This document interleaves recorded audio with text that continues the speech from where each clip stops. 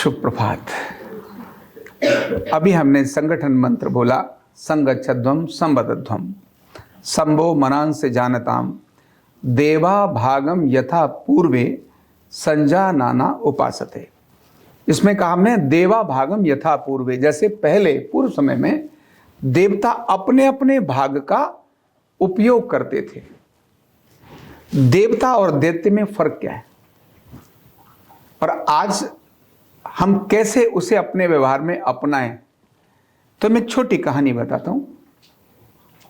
एक बार एक जगह पर एक उनकी मतलब देवता और दैत्य तो अलग अलग रहते ही हैं, तो दोनों को भोजन के लिए आमंत्रित करना था। तो एक साथ करेंगे तो लड़ाई हो जाएगी, तो ज्यादा अच्छा है क्या किया जाए। तो उनको अलग अलग देवताओं को और दैत्यों को आमंत्रित किया और आमंत्रित किया। तो जो आमंत्रित करने के लिए भगवान ने एक निश्चय किया कि जो भी यहां भोजन करेगा उसकी एक शर्त होगी। पकवान जो चाहिए वो सब हैं, लेकिन जो भोजन करेगा तो उसके लिए जरूरी है बाजुओं पर यहां फट्टी बांध दी जाएगी। क्या बांध दी जाएगी? फट्टी, यहां से लेकर यहां तक, जिससे कि बाजू मुड़े नहीं। क्या नहीं हो? अब भोजन करने के लिए बुलाया हो और बाजू मोड़ने के लिए मना कर दिया हो, तो भोजन क्यों बुलाया भाई, ये बताओ। भोजन के लिए क्यों बुलाया? भोजन के लिए तो ऐसे तोड़ के खाना पड़ेगा ना। तो पहले कहा देवता आप लोग आएंगे, राक्षस बोले नहीं हम पहले आएंगे। मैंने कहा भाई तुम आ जाओ।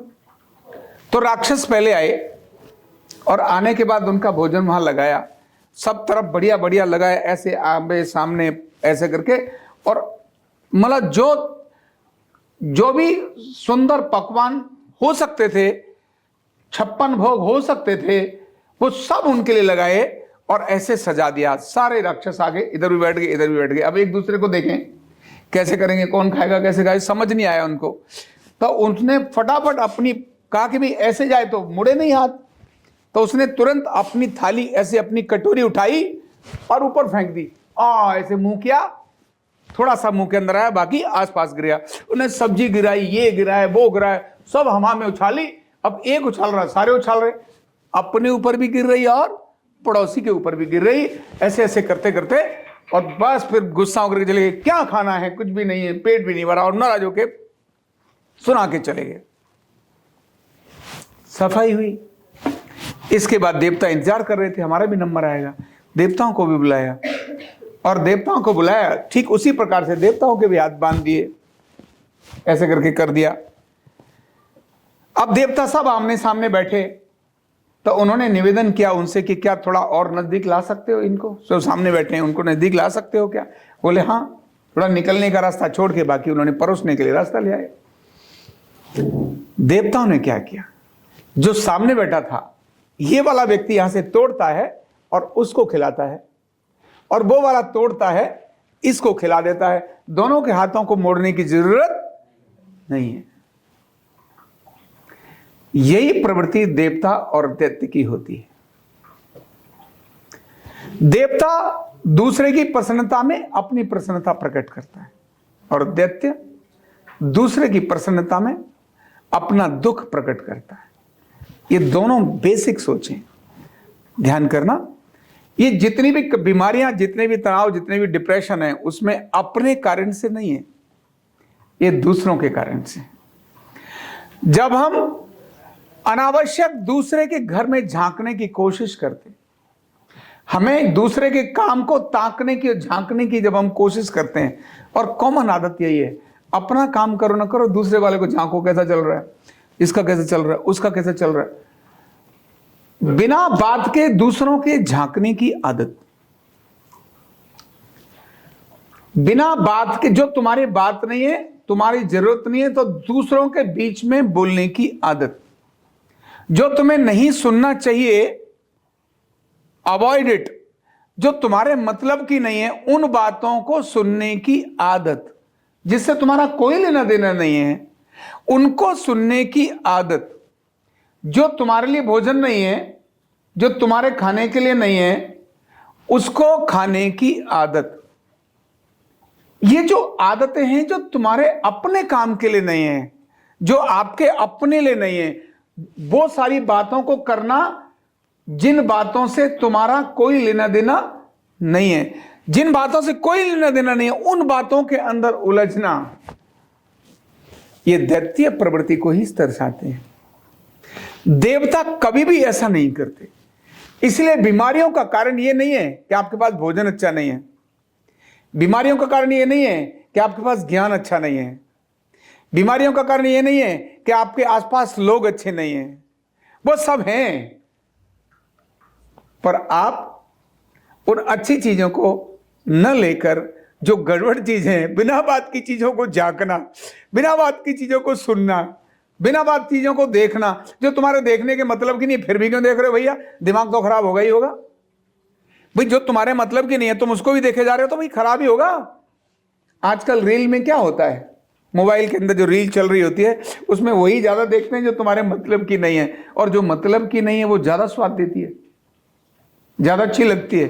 जो तुम्हारे काम की नहीं है, फितूर की चीजों में 90% नहीं 95% हमारा समय, हमारे विचार, हमारी सोच हमारा जाता है। इसीलिए 95% फितूर की चीजों में हम लगे रहते हैं। अगर इसको घटाकर 50% भी अपनी तरफ आना शुरू हो गए तो बाकी का 50% अपने आप बदल जाए।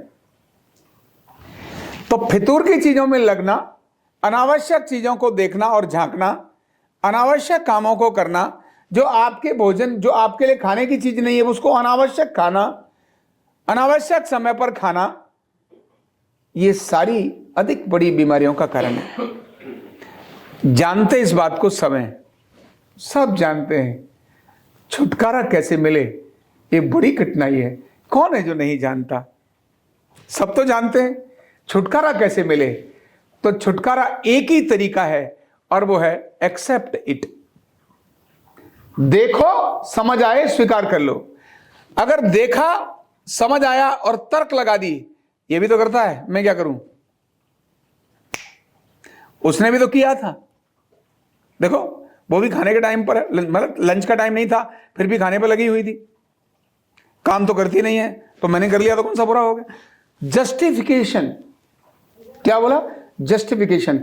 जैसे ही जस्टिफिकेशन आते हैं इसका मतलब है आप बदलना नहीं चाहते।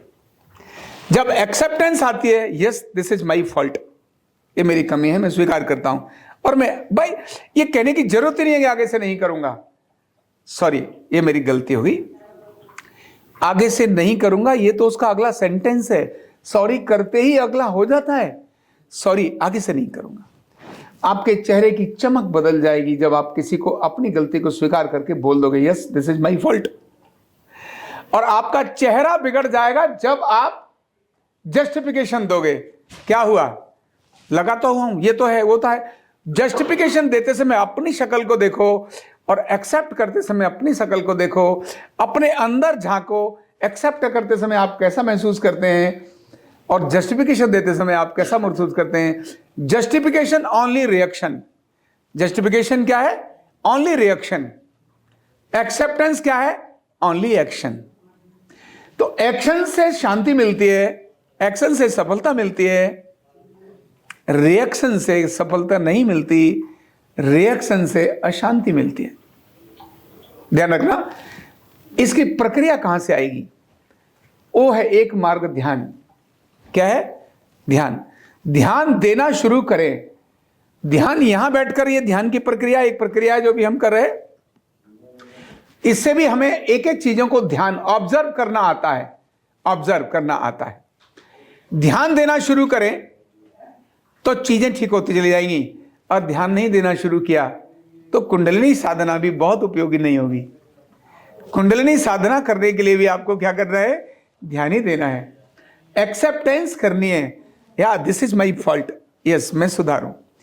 एक एक चीज को सुधारने से बहुत सारी अच्छी चीजें बनती चली जाती हैं, और एक एक चीज को खराब करने से अनेक सारी अच्छी चीजें खराब होती चली जाती हैं। तो बिना बात की बातों को सुनना, बिना अनावश्यक चीजों को ताक और झांक करना, बिना बात की चीजों को देखना और उनको महत्व देना, वैल्यू देना, जो आपके मतलब की नहीं, जो आपके काम की नहीं है। जो आपकी रिस्पॉन्सिबिलिटी से संबंध नहीं, जो आपकी जिम्मेदारी में नहीं आता, जैसे ही उनमें जाएंगे बीमारी और कठिनाई आएंगे। इसीलिए काम पर जाइए, अपने से मतलब रखिए। अपने से मतलब जो आपके मुद्दा है, जो आपका काम है, आप उससे संबंधित काम करिए। कोई चीज आए तो हटा दो, और गलती से अगर कुछ हो गया तो एक्सेप्ट कर लो, मन में स्वीकार कर लो, सॉरी कर दो, सॉरी ये मैं आगे से नहीं करूंगा। और इसके बाद प्रयास करो, जो तुम्हें करना है उसी से करो। इतना करते जाएंगे तो वो सबसे बड़ा ध्यान है, सबसे बड़ा ध्यान है। इस दिशा में चलते चले जाएं तो बहुत आनंद, उत्साह, मस्ती और जीवन के अंदर सफलता भी मिलते चले जाएगी। Thank you so much. Neurotherapy का कंप्लीट कोर्स सीखने के लिए जुड़िए हमारे ऑनलाइन ट्रेनिंग प्रोग्राम से और जानिए करीब 100 बीमारियों का इलाज बिना दवा और बिना मशीन के। इस न्यूरोथेरेपी ऑनलाइन ट्रेनिंग प्रोग्राम से आप घर बैठे बन सकते हैं गवर्नमेंट सर्टिफाइड न्यूरोथेरेपिस्ट।